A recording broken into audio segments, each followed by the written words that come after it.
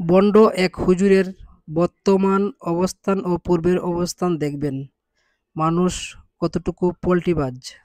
এখানে আমি গতকাল হাতুড়ি আর বাটালি আনছি, হাতুড়ি বাটালি আনি আমার দলবল নিয়ে আসছি, আমি হাতুড়ি বাটালি দিয়ে রডে মডে বিভিন্ন জানলার গিরিলে কাঠে মাঠে বাড়ি দেই। তখন আমি চতুর্পাশে দেখি যে আল্লাহর জিকির করে। আমি প্রশ্ন করলাম তোমরা কারা? এরা বললো যে আমরা আল্লাহর ফেরেশতারা। আমি বললাম তোমরা এখানে কেন?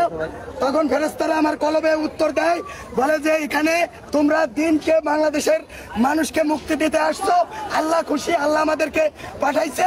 তোমরা যে বাড়ি দিচ্ছ প্রত্যেকটা বাড়িতে 10টা করে নেকি তোমাদের আমলনামায় দেওয়া হবে।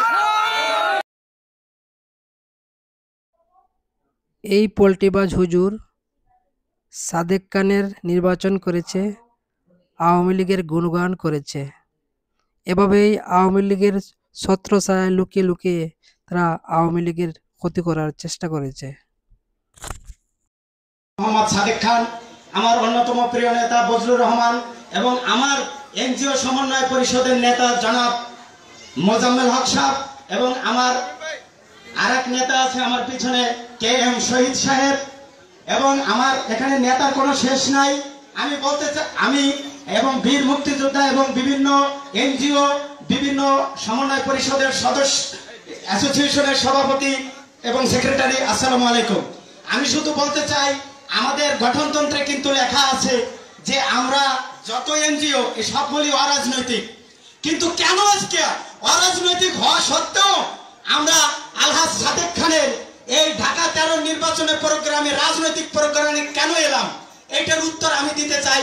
সেটা হচ্ছে যে বাংলাদেশের একমাত্র আওয়ামী লীগই পারে অসাম্প্রদায়িক রাষ্ট্র দেখাতে, অর্থাৎ এখানে হিন্দু, বৌদ্ধ, খ্রিস্টান, মুসলিম, ধুপা, জাতি, মেথন, যত জাতি আছে একমাত্র সব জাতির বাসস্থান হচ্ছে বাংলাদেশ, যেখানে অসাম্প্রদায়িক বাংলাদেশ গড়ার জন্য বঙ্গবন্ধু শেখ মুজিবুর রহমানের সুযোগ্য কন্যা জননেত্রী শেখ হাসিনা পারে।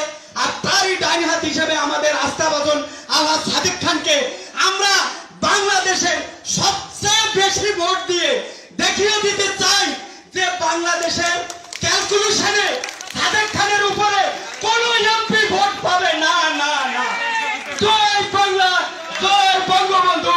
সাদেক খানের লোক আছে এই বিপুল ভোটে, এবং আমার এখানে যত মুসলিম আছে সবাই সাদেক খানের নৌকায় উঠে আছে, আগেও ছিল, ভবিষ্যতে থাকবে।